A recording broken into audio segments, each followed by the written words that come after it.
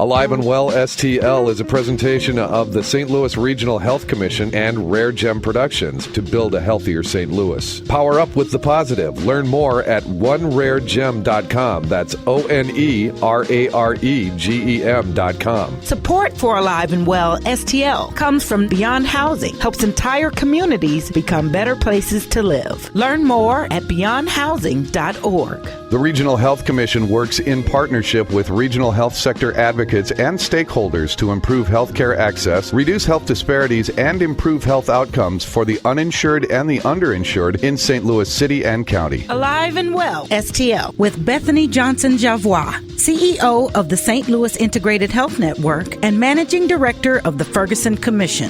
Today we talk about how gardening can positively affect our mental and spiritual well-being. It's kind of the idea of mindfulness, which is a big topic that's discussed very often today. But when you're weeding, you're paying attention to how the roots form in the soil and how you're pulling them out of the soil and how the soil feels in your hands and how the tool feels in your hands. And you're just really there in the moment in what you're doing rather than getting lost in your brain and what happened yesterday or what am I going to cook for dinner, all of that. You're just mindful of where you are and what you're doing.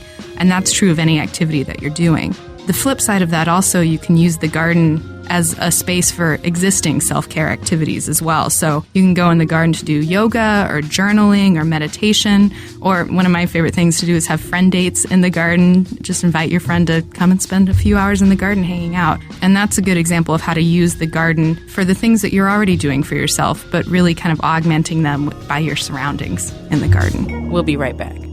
So Rachel and Connie, as your introduction and as is standard on the Alive and Well STL broadcast, create a vision for us, especially based on the work that you're doing in therapeutic horticulture, and what it means to you to be alive and well in STL. For me, being alive and well in STL means to know yourself well enough that you can seek and achieve your own personal well-being. I categorize this as self-care. This can be more challenging than it seems. I feel like half the battle is simply figuring out what you need to be emotionally, mentally, and physically well. And then that process takes a lot of self-evaluation, and it's difficult for everyone. So once you've figured out what you need, then it's time to take responsibility for maintaining your self-care routine. Ultimately, you're the only person that can fully be responsible for your well-being, and self-care can involve scheduled therapy sessions, a regular hobby, exercise, and a lot of other things. For me, gardening is a really critical component of self-care. What do you think, Connie? I agree with her. Mine's a little briefer. I think wellness in St. Louis would look like taking care of your mental and physical health and knowing that you can actually make a difference in those two things. Mm-hmm.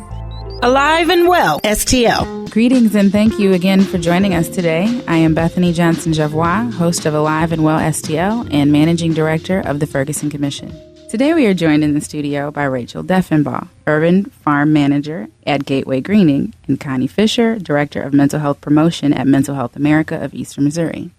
As we talk and think about what it means for our community to be alive and well, I am excited to be speaking with the two of you about how gardening can positively affect our mental and spiritual well-being. Thank you both for joining. Thank you. Thank you. Connie, welcome back to our show, and welcome back to the work. I've seen you quite a few times since the last time we spoke. Thanks. It's great to be back.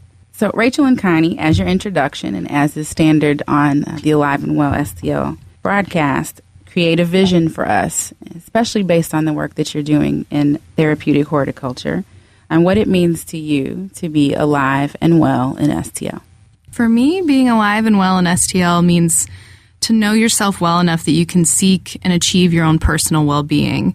I categorize this as self-care. This can be more challenging than it seems. I feel like half the battle is simply figuring out what you need to be emotionally, mentally, and physically well.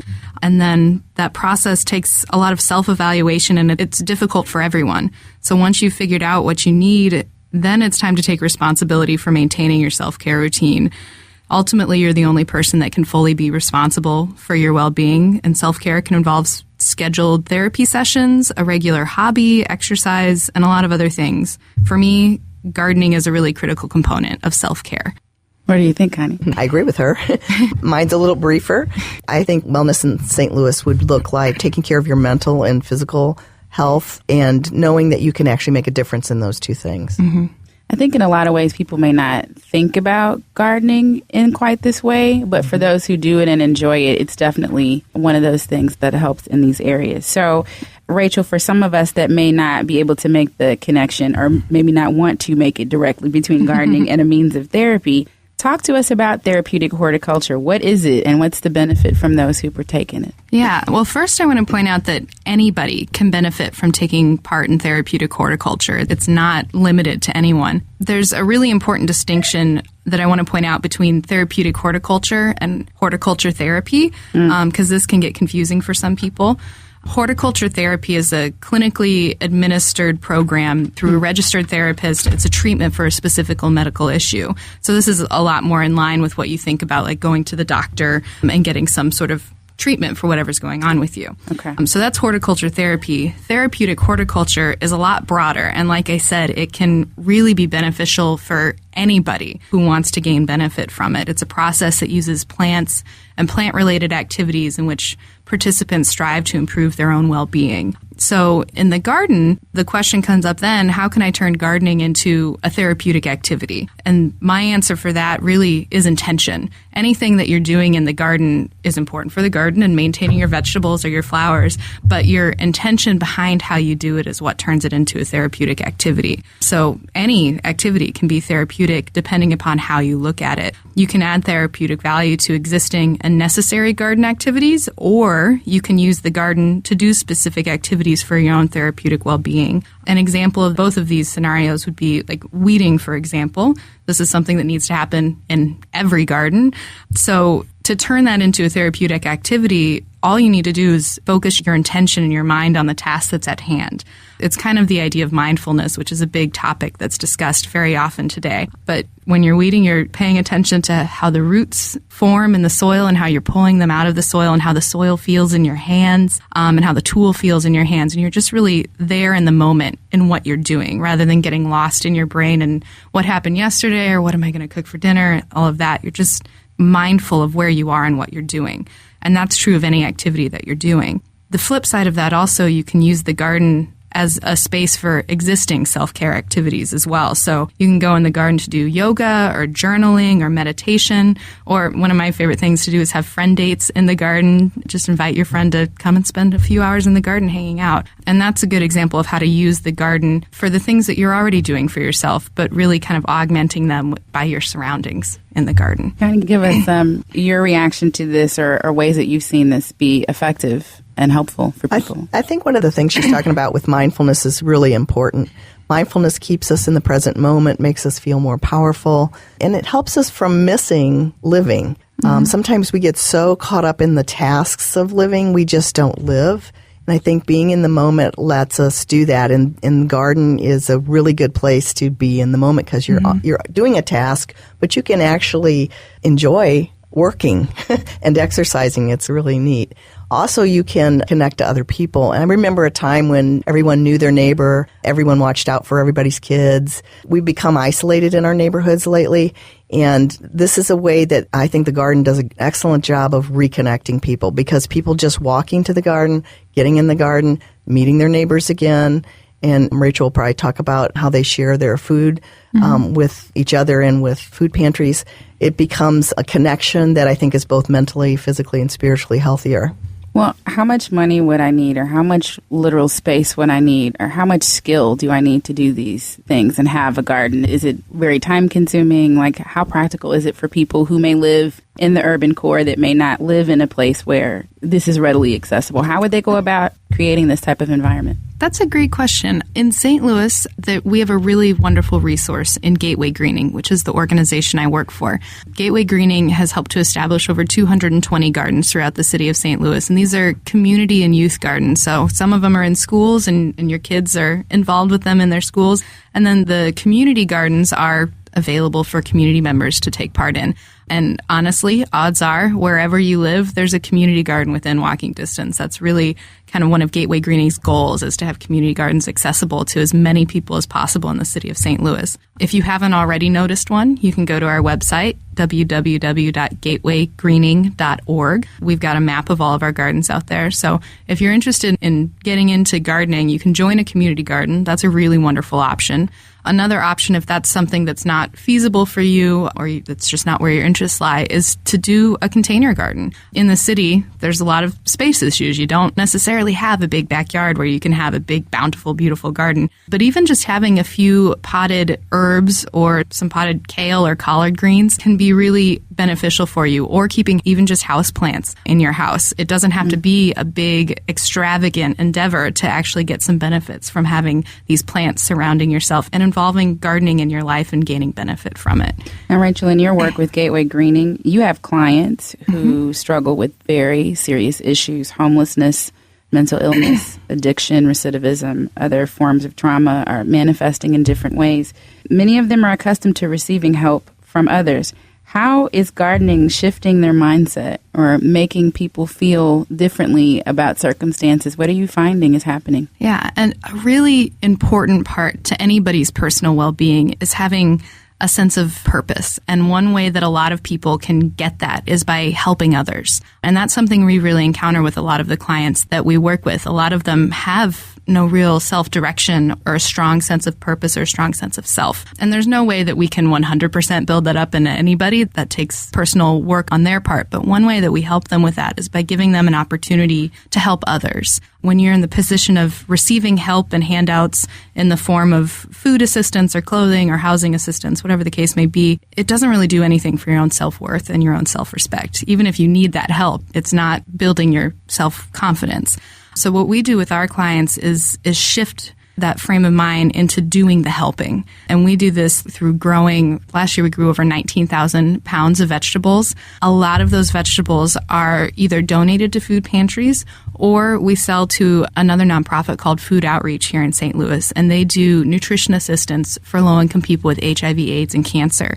So our clients are growing these vegetables for people who really need them. And one way that we bring that full circle for our clients is by taking them on a field trip. Every session we go on a field trip to Food Outreach. And at Food Outreach, we're then able to prepare meals, work with some of their clients, and really see how those vegetables that they've grown are impacting other people and helping other people. It's one thing to grow it and say, I'm helping other people, but actually seeing that happen and seeing the impact that you can have on others is really profound for our clients. And some of them have gone on to continue volunteering at Food Outreach or continue volunteering at the farm because they know that they're able to have that impact upon other people and really offer whatever they can to others. So that's really important for our program. Connecting back to nature is always a good way to be able to recenter and to build a sense of community again as well. Not on the script, but I was thinking about something and going in different communities. Now, unfortunately, I'm seeing an increase in the pop-ups of community memorials because a person's life has been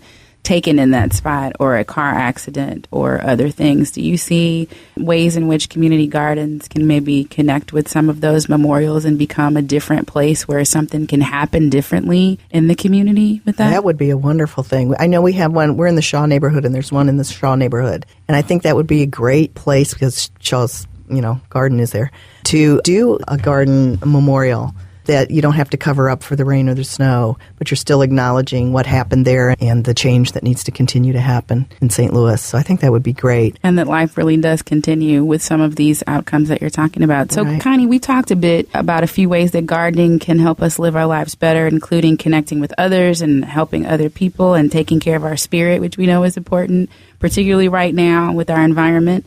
We've left off a couple of important reasons, including one I need to do better, which is exercising and eating well, the direct benefit. How important are these two things in our life, and how does this relate to our mental well-being? Well, exercise is known as the stress buster. Most of us don't like to do it. We're supposed to do 30 minutes a day. Most of us won't do that. Most of us will do 30 minutes 3 times a week. But the nice thing about the gardens, when Rachel and I did the summit for Gateway Greening, people were talking about how they work in the garden, but they don't notice that they're exercising because it's so much fun. You're really into what you're doing that you don't notice. And I think that's a good way to exercise if you're not liking it. I'm one of those people. And there's certain things that are harder. Rachel has some suggestions for taking care of yourself in the garden, like bending your knees and drinking a lot of water in the summer and things like that. And so I think that's a really good tool. And exercise also raises our serotonin levels, so mental health gets better with exercise in addition to just reducing stress. Eating well, same thing. Eating well contributes to all your mental health. When you grow your own vegetables, fruits, and whatever you're growing, their flowers included, you're more likely to eat those. And I think with children in particular, Rachel has talked about when you're working with children and you're trying to get them to eat more vegetables, if they're growing them, they're more likely to want to eat them. And that keeps our vitamins levels up and helps our mental health and our physical health. Really practical. Mm-hmm. And so as we close, we always like to leave the audience with one thing that they could do today to make their life in some way better or to empower themselves in some way they maybe have not thought of. And this is a new idea perhaps for some of our listeners. So what would be the first step for someone that has never even thought about this, but today are thinking about the feasibility of it? What should their first step be in order to create this type of environment for themselves? My best suggestion for that is to go to the Missouri Botanical Garden. This is a really wonderful place to gain inspiration, whether you have a green thumb or not, or think you have a green thumb or not. This is a place where you don't even need to be responsible for taking care of all these plants, but you can still gain a lot of inspiration from spending time out in nature and spending time with plants. And the wonderful thing about them, well, firstly, on Wednesdays and Saturdays, they're free to St. Louis residents. Got to give them your zip code and that's it. So you don't even have to pay to do it. And secondly, I know it's really kind of chilly outside right now. They've got a lot of indoor space too, where you can still spend a lot of time with plants and maybe go and meditate. That would be my recommendation. Go to the Botanical Garden and meditate. It's good for you. Perfect. And for you, your closing kind comment? of another one that's related to the Botanical Gardens is the butterfly house. Mm-hmm. I love the butterfly house because if you watch the film on butterflies, we don't really know what happens in that cocoon, and yet this wonderful thing comes out of this little bug. And to go in the butterfly house right now, it's 80 degrees in the butterfly house. There are lots of plants. You just have to be okay with bugs. Mm-hmm. You have to be able to stand there and let them light on you, and they're just gorgeous. And I think the blue ones are about to come out, and they're really pretty. And you can meditate there also. Whenever I'm down, I go to the butterfly house. It really boosts my mood and just reminds me that miracles can happen. And I think that's so important in St. Louis right now. Miracles can happen. There's no better way to close with that. And I want to thank you both for your time and attention to these very important details that help us to live our best lives every day here in St. Louis and everywhere else. So thank you for joining. And thank everyone for joining us again for another episode of Alive and Well STL. We look really forward to speaking with you again next week. For more information about today's program and to become involved in Alive and Well STL, download the smartphone application Bonfire, BONFYRE, and search for Alive and Well or visit us online at aliveandwellstl.com. We'll be back again next week. Alive and Well STL. We are grateful for your gift of time to this conversation. We encourage you to stay involved and get involved. If you, your family, or your organization is interested in talking about how we better the well-being of the region, sign up for more information.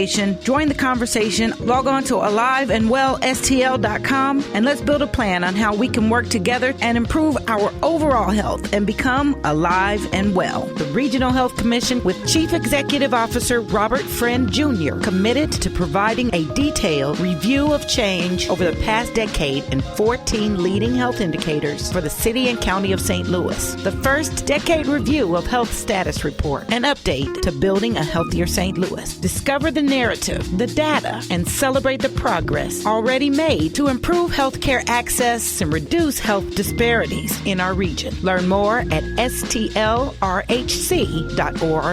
Alive and Well STL is another positive production of RareGem Productions. Thanks for listening.